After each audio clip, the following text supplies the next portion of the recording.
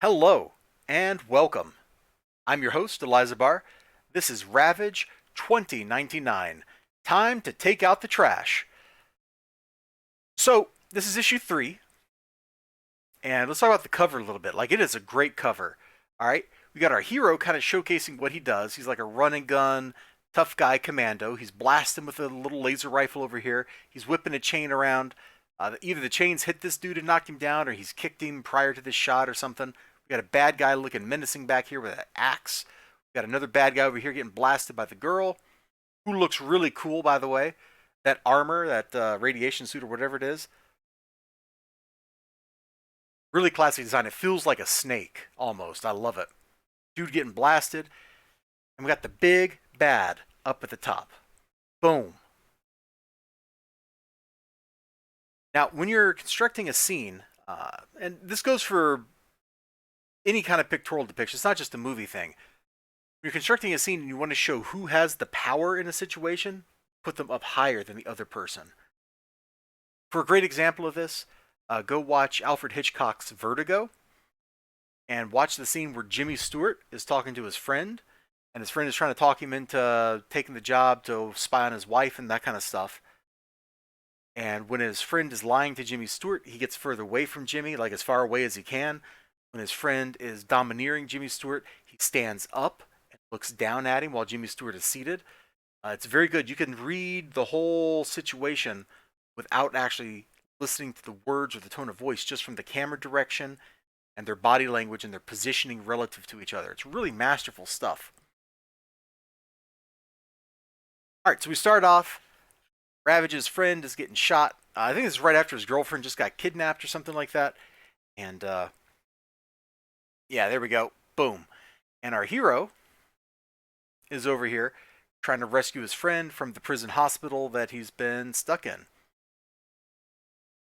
And just to prove that this is part of the Marvel Cinematic Universe, we have Stan Lee making an early cameo over here. Nurse, what are my chances of getting out of this place? Nil.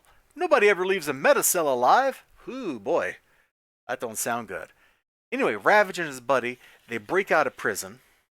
Lots of stuff happens. I want to get to where the bad guy is.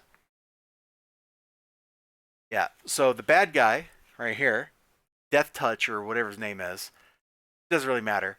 It really doesn't matter what his name is like telling her, yes, you're just bait. And then he tells the minions, don't touch her because I might want her. That's kind of, yeah, but that's okay. So naturally, our hero has to come rescue her. Boom. And we get some real fun action panels. I'm not going to claim that these Ravage books are like the best comic books in town, or even that they're really necessarily good. But they do one thing really, really well. Ravage 2099, every issue delivers on one thing. You get some fun action. You get a couple pages of combat. It's great. It's super dynamic stuff. Look at him leaping up over here. It looks great. Him blasting, getting into a fight.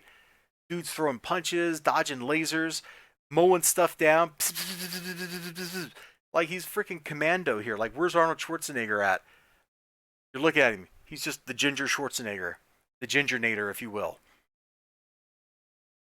Hide? Who's trying to hide? I ain't exactly the bashful type. So eventually he goes on to have a confrontation with the big bad, and we get to set up to, I forget if it's issue 4 or 5 that I have, but I got like a issue after this one. And in that issue, our homeboy here, he's lost his armor and starts becoming a mutroid or whatever, and there's like a mad scientist, and it gets really weird, okay? Real weird. I'm trying to like think about like how I can explain it in a not weird way, and I don't think I can. So we're just gonna leave it at the weird way. I've already kind of like mentioned how it goes down. And so this issue here is the start of that whole arc where he's getting turned into a mutant, or I'm sorry, mutroid to fight the big bad guy and all that jazz. And I wanted to show that. For whatever reason, those kind of panels where you've got like line art and then it's like solid colored characters against a solid background or something, for some reason that just kind of always appeals to me because it feels like it's actiony and dynamic. Like there's something happening and it's so fast and so powerful we can't even color in the whole scene. Just have to give you like the first impression of it and then move on. I had fun with this, man. I got this out of the dollar bin for free because I got it on a Wednesday. If you happen to see one of these in there, man, maybe pick it up and give it a read. You never know if you're going to have fun, right? Take care of yourselves. Bye bye. Enjoy.